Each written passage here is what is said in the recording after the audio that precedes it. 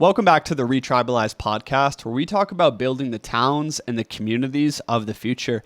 Today's episode is titled How to Build a Village Without Becoming Amish. So I was talking to this lady the other day. Yes, I talk to girls sometimes, and she lives in a town where there's many homesteading communities emerging. There's back to land type people there, tiny home villages, off-grid communities, and she told me that her dream is similar. Her dream is to buy land with some friends and create an art house, right? And I said, beautiful. Like, why don't you just go join the homesteaders? And she said, I don't want to be a farmer. Specifically, I don't want to be a subsistence farmer for the rest of my life. And I couldn't agree more. How can we build new types of communities that don't solely rely on agriculture?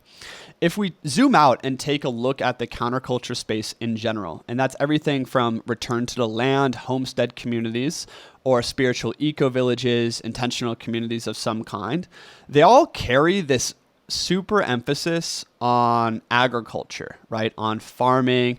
And that's like their main business model. That's their main thing. That's like their main value system is sovereignty from the system, food sovereignty, which is beautiful. It's a great start. But it's very limiting in the types of people it can attract and not adequate for solving the community problem that we face in the modern day.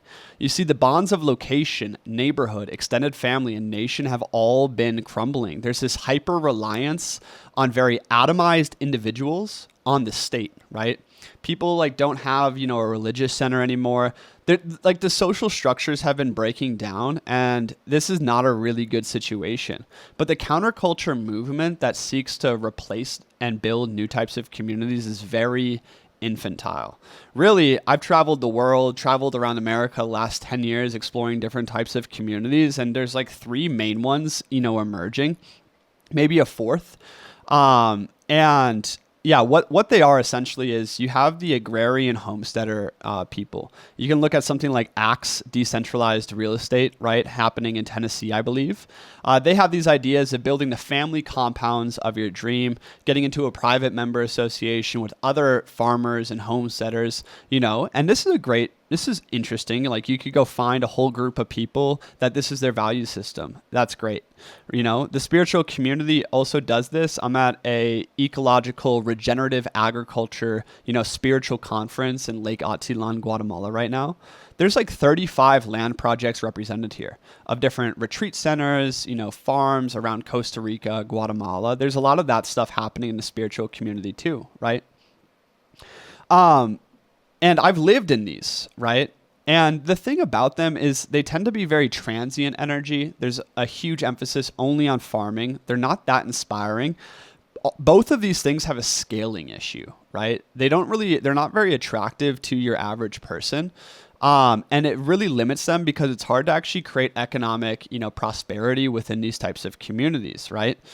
So, and then outside of those two types of communities, there's still Christian communities. In fact, the Christian return to the land homesteading movement is pretty popular. Hey, let's get 20 houses around a church and build a community there. But again, it's going to return to this, right? And that's not really what I want to do. And then if you go into the normal world, into the mainstream world, what kind of communities are left to you? Well, there's pickleball clubs. There's beers on Saturdays with your boys. Maybe there's some run clubs. There's different potlucks and dances happening. But in general, the community feels, again, really transient. What tribe is to me is a sense of this is who we are. That's where we're going. We're deeply bonded on the way there, and we're creating deeper sovereignty, deeper self-governance along the way.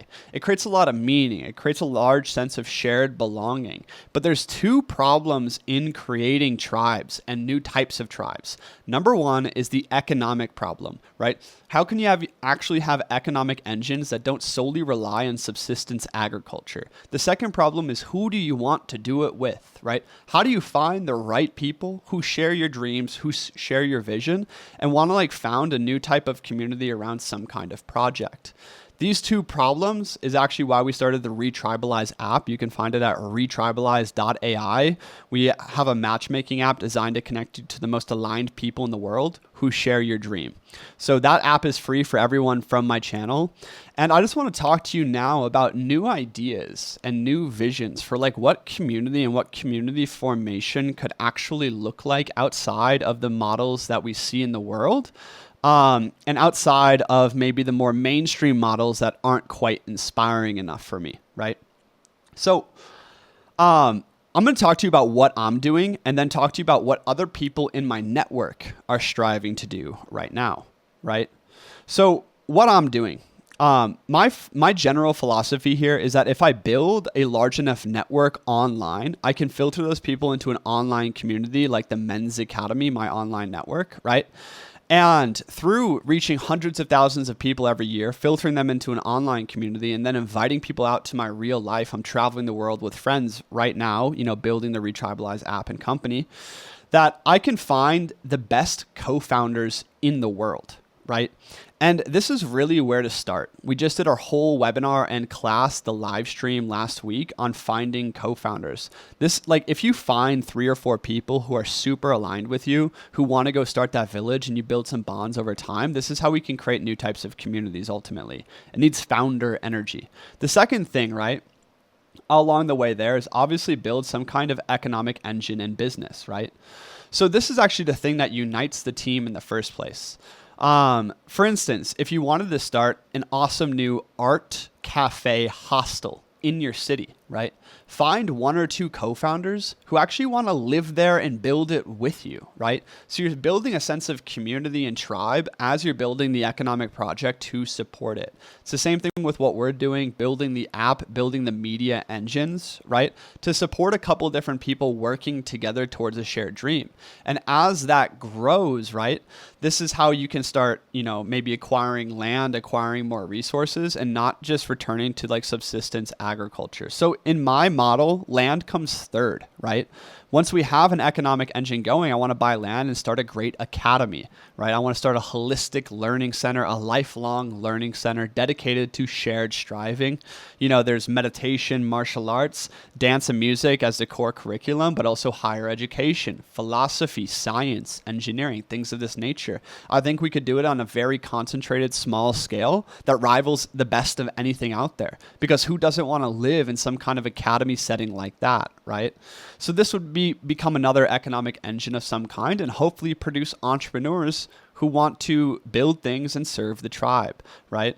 So this is my, idea with the Retribalize project of building a new town. Basically, you create a tribe entrepreneurial incubator. You build an academy, you build multiple different economic engines, and then you invite the farmers, you invite the builders, the infrastructure. The infrastructure comes fourth, not first. The thing is when you go to a lot of homestead communities, spiritual eco villages, intentional communities, everything is perpetually half funded and half done, right?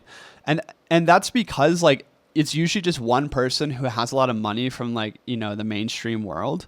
And there's no economic engine that the whole community can buy into and work within. There's no academy, there's no business. Maybe there's a retreat center and maybe there's a farming operation, but it creates a lot of transient things. So if you really want to build new towns, you have to think about economic engines and people first, right?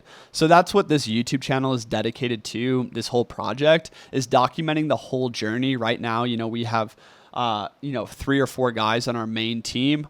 I think next month we're going to have 5 or 6 guys out here renting all these cabins on Lake Attilan as trial periods. I'm constantly bringing in the outer network, filtering them, finding the people who actually want to go build the dream with us, right? This is what I recommend for tribe entrepreneurs. If you are a tribe entrepreneur and this thing inspires you a lot, this is your life mission, I recommend clicking that link in the description below to sign up for our waitlist for the 2026 cohort. There, I will introduce you to other tribe entrepreneurs. There'll be an opportunity to come join us, and we'll teach all of this and what we're doing and what other people and other experts in this field are doing. So there's a link below to sign up for that cohort. So I say all this, to say there's a different model of building community. It's already effective and working in my life, and I think it could go the full distance to building a new town. Now, when I say all of this, a lot of people are going to be concerned about what about like, architects and engineering and sovereignty and money and all these things. And the crazy thing is when you have the vision of building a new town, if you can get some steam rolling, there's so many people that want to join you. You don't need to figure out all the problems, right? Like there's so many amazing permaculturists, engineers, teachers, farmers in my network that I know who would move out to land that I got almost immediately because I'm focused on the first principle, which is attracting top talent. If you attract top talent in a variety of fields, right, you can build anything you really want to because that mastermind will be able to solve any problem. You just need to find the right people and build an economic engine. That's my philosophy. I'm a very grandiose soul with freaking massive ambitions. And maybe you're not quite like me. Maybe you just want something smaller, something more specific. And that's actually where I encourage you to start. So here's the different types of retribalized projects I see occurring within our online community and people I talk to in the world, right?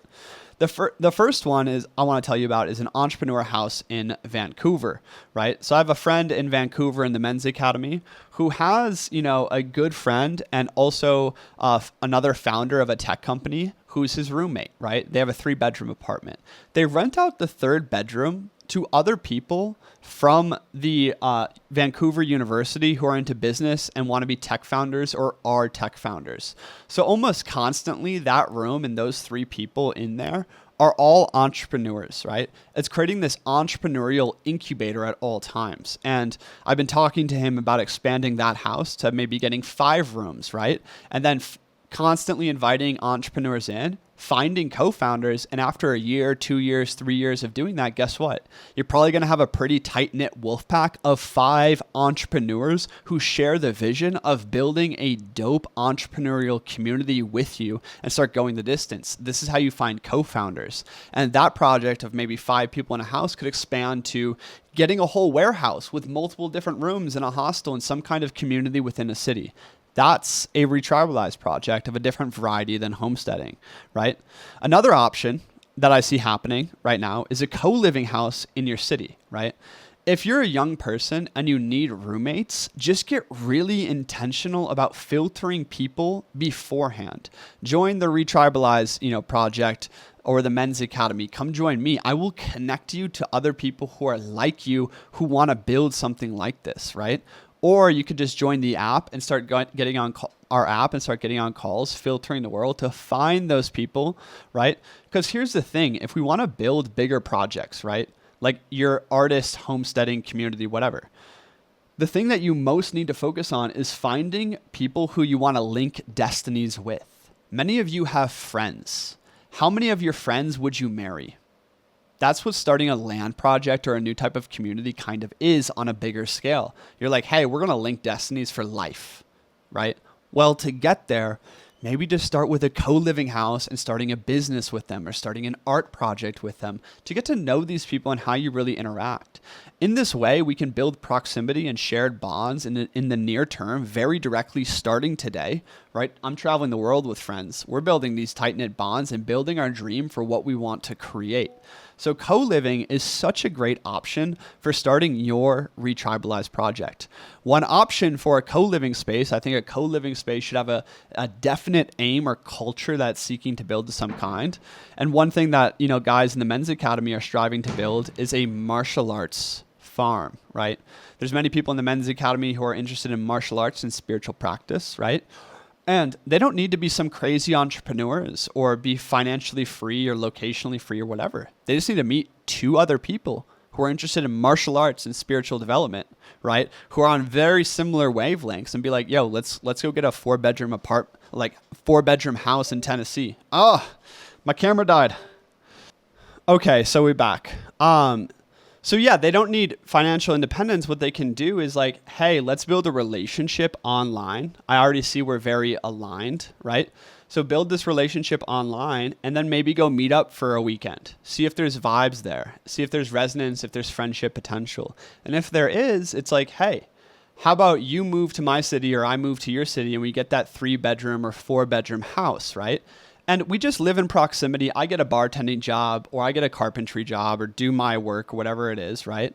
And like from there, you start building a relationship and you start building a culture of like, what is your house? What is your residency? What is your co-living program? If you built a deep bond with 3 other guys or 3 other people, right, around martial arts and gardening, for instance, and you were like, okay, now we're ready after a year or 2 to actually go into business. What you could do is rent a bigger house with a retreat center or a pavilion outside, start teaching martial arts classes and have a residency program where people pay $2,000 a month, right, to come live by you guys and just participate in the culture you are building.